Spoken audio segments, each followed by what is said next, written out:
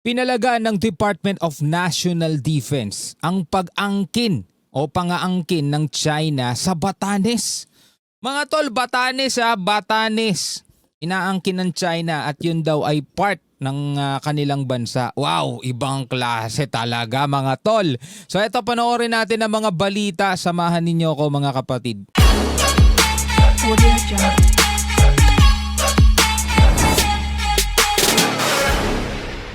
Alright, welcome ulit sa ating bagong video, reaction, review, commentary, opinion, criticism at kung ano-ano pa. Yung ating mga bibigyan ng reaction and commentary ngayon ay magmumula sa mga news outlet, mga tol, Net25 at iba't iba pang mga news agency. So tayo ay magbibigay lamang ng reaction and commentary. Kung trip nyo yung mga ganitong klaseng video, huwag nyo kalimutan mag-subscribe. Click nyo na rin ang notification bell para ma-notify kayo whenever na may mga bago tayong reaction video tulad nito.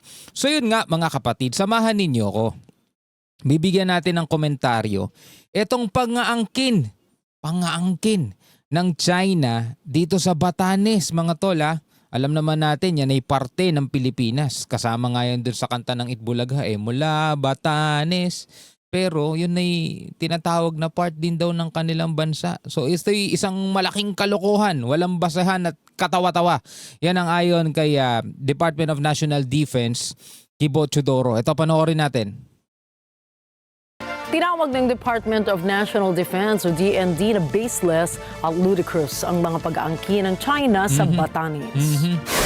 Ayon kay Defense Secretary Gilberto Chodoro Jr., walang anumang batayan sa kasaysayan, batas o heograpiya ang mga pahayag na nag-uugnay sa Batanes bilang bahagi ng teritoryo ng China. Kulit nga nila mga tol kasi wala na silang pinagbabasehan na kahit na ano sa mundo. Basta maisipan nila, kanila yan. Biruin mo di ba nung nakaraan dito sa Senado pinagtatalunan yung para ma-recognize ang ating mapa is kailangan i-ano natin yan doon sa isang body sa international na nangangasiwa doon sa mga mapa-mapa, di ba? Para daw talagang mas kilalanin yung ating mapa. Pero etong China mga tol, kung ano yung maisip nila, for example, nagsimula sa 11 dash line, naging 9 dash line. Tapos, bigla nilang binago, sige, 10 dash line na lang. Alam mo yun, yung parang nagdo-drawing lang sila tapos pag gusto nilang babaguhin na lang nila na walang kinukonsulta, walang kinakausap na international body. Ngayon mga tol, eto naman, tignan nyo naman. Gusto nilang angkinin ng Batanes, my goodness. Binigyan diin ni Chodoro na malinaw na bahagi ng soberanya ng Pilipinas ang Batanes at kinikilala ito ng international community. Iginiit din ang kalihim na hindi dapat bigyan ng kredibilidad ang mga ganitong pahayag dahil maaari lamang itong magdulot ng kalituhan at magpalala pa ng tensyon sa rehiyon. Meron pa tayong isang napanood dati, ewan ko kung naaalala ninyo yun. Lumabas naman yun sa isang parang website. Yung Palawan naman mga tol, yun ay inaangkin din nila. Pero eto legit, Batanes mga tol, inaangkin nila yan. Muli ring pinatibay ng DND ang paninindigan ng Pilipinas na ipagtanggol ang teritoryo at soberanya ng bansa laban sa anumang kwestiyon o pang-angkin na walang batayan. Eto, lipat tayo ng ibang balita. Meron ding balita mga katol mula naman dito sa 24 oras. No, ito ay same topic mga tolo. Ang sinasabi ng Chinese scholars, kalokohan at walang basihan ayon kay DND Secretary Chodoro kasi nga sinasabi ng isang Chinese scholars daw na ang Batanes ay parte ng kanilang bansa. Tutuloy natin mula rito sa 24 oras mga tol. Ngayong papalapit pa naman ang ika-10 anibersaryo ng pagkapanalo ng Pilipinas sa 2016 arbitral ruling tungkol sa West Philippine Sea.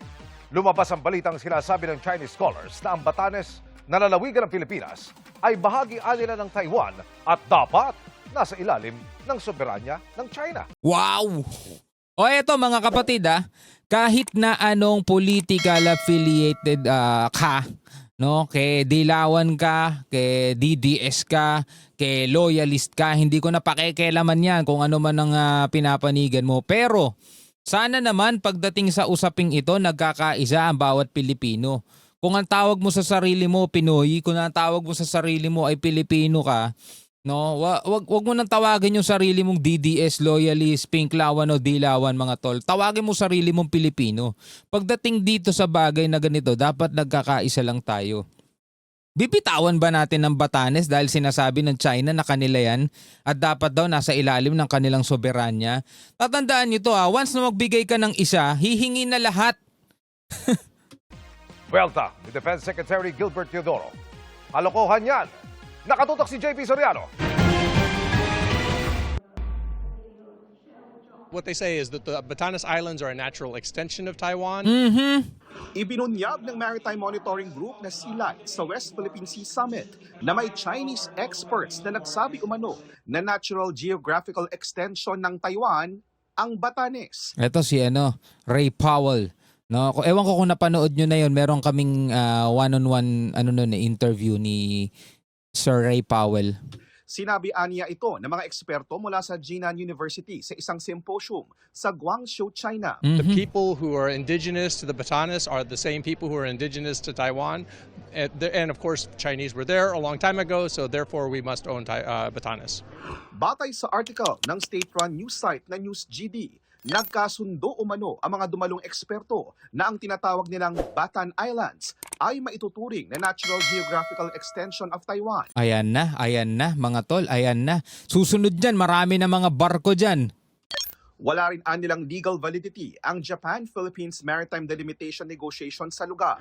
Sa naturang summit, bumuo ng mga kasunduan ng Pilipinas at Japan na protektahan ang boundaries ng dalawang bansa na sumasaklaw din sa Taiwan Strait. I do not expect an invasion of Batanes, right? I don't think that necessarily this is leading to some kind of action for China to then absorb Batanes. I think what it's doing is it's muddying the waters. But for now, it justifies their new desire to have continuous patrols east of Batanes, which is now what they're doing. Okay. So ngayon ay gusto nilang i-justify yung bago nilang gustong mangyari, which is nangyayari na nga mga kapatid, yung pagpapadala nila ng mga barko doon. No, ngayon ay binibigyan na ngayon nila ng dahilan. At sinasabi nila na ito'y soberanya ng China. Naku po mga tol. Ayan na. Habang ang ating mga putihing mambabatas ay nakatutok sa impeachment mga tol, eto naman tinututukan natin o tinututukan naman ng ibang otoridad etong problema naman dito dahil merong isang bansa na hindi pa nasasapatan sa laki ng kanilang bansa. Kumbaga, hindi pa enough sa kanila yung laki ng kanilang bansa at gusto nila mag-expand, magpalaki pa ng magpalaki. At 'di ba? At kahapon nga binigyan natin ng reaction video, nagkakasagupa na sila ng Japan, nagkakaharap na sila dahil inaangkin din nila yung Senkaku, which is matagal nang nasa ilalim ng Japan yon. Ngayon mga tol, yung Batanes pinag-iinteresan nila, my goodness. Inalmahan ng Pilipinas ang pahayag ng Chinese experts. I view this as once more, probably it's a signaling of a preconceived intention already. Hindi rin malayo na nasa plano nila yan. And it also validates yung sinasabi natin na they have the plan to control the whole Pacific Ocean. What is this for, right? And we know, walang basihan ito, kalokohan ito.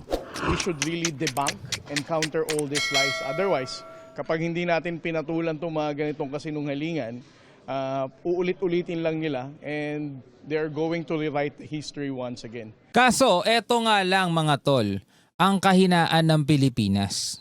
Ito ang kahinaan ng Pilipinas. Etong mga nakikipaglaban ngayon, like for example, eto si Rear Admiral Tariela, diba? Si Secretary Gibo Teodoro. Hindi sila katulad ng mga nandoon sa China na hanggat hindi sila pinapalitan ni Xi Jinping, sila yung nakaupo dyan. So iisa na naratibo nila, iisa pinaglalaban nila. Sa atin mga tol, merong hangganan etong mga natin. Halimbawa, DND Secretary Gibo. Once na mapalitan na ang presidente, papalitan na rin siya. Diba? Ang tanong, yung susunod kaya, yung papalit kaya sa kanya is ganito rin ang pakikipaglaban. Hindi ibig sabihin na pakikipaglaban ng dahasa. Kumbaga, ipaglalaban ang karapatan ng Pilipinas. O medyo malambot? Sa tingin ninyo mga tol, yun kasi kahinaan ng Pinas. Sa atin, every time na nagpapalit ng namumuno, nagpapalit din ng polisiya, nagpapalit din mga tol. Ito, DND Secretary, yung iba pa, halimbawa AFP Chief, nagpapalit yan, PNP Chief, nagpapalit lahat yan. No? Samantala sa China, yun pa rin yun eh. Tuloy-tuloy pa rin yun eh. So, pwede nilang ipagpatuloy yung kanilang ginagawa dyan. Pwede nilang ipagpatuloy yung kanilang plano. Sabing gano'n ni Jay Tariela, kailangan daw labanan natin yung mga ganyang naratibo. Diba? Kailangan nating itama kasi pag hindi, yun ang itatanim nila sa utak hanggang sa magawa na nila yung plano nila. Paano nga yun pag nagpalit na ng mga namiminuno rito? Uulit-ulitin lang nila and they're going to rewrite history once again. Baka hindi natin alam, baka pati Ilog Pasig ang kinin na rin ng China. Hininga ng GMA News ng pahayag ang Department of Foreign Affairs pati ang Chinese Embassy pero wala pa silang tugon sa ngayon. Ay naku po, anyway mga tol, bilang mga Pilipino, ano ang inyong masasabi tungkol dito? Pwede kayo magbigay ng inyong sariling komento, sariling reaksyon, lahat na lang talaga inaangkin nila no? Pero yun nga, so tulad ng sinabi ko, isa sa kahinaan ng Pilipinas is yung pagpapalit natin kasi lagi at every time na nagpapalit tayo ng liderato, president man yan o kung ano man, is nagpapalit din ng polisiya. Sana sa mga susunod, no, sana sa mga susunod na na mauupo diyan. 'Di ba? Halimbawa, DND Secretary, sana ganun din katibay mga tol, no. Hindi yung tipong tuta ng ay nako. Anyway, comment ka na lamang sa ibaba hanggang sa muli. Peace out.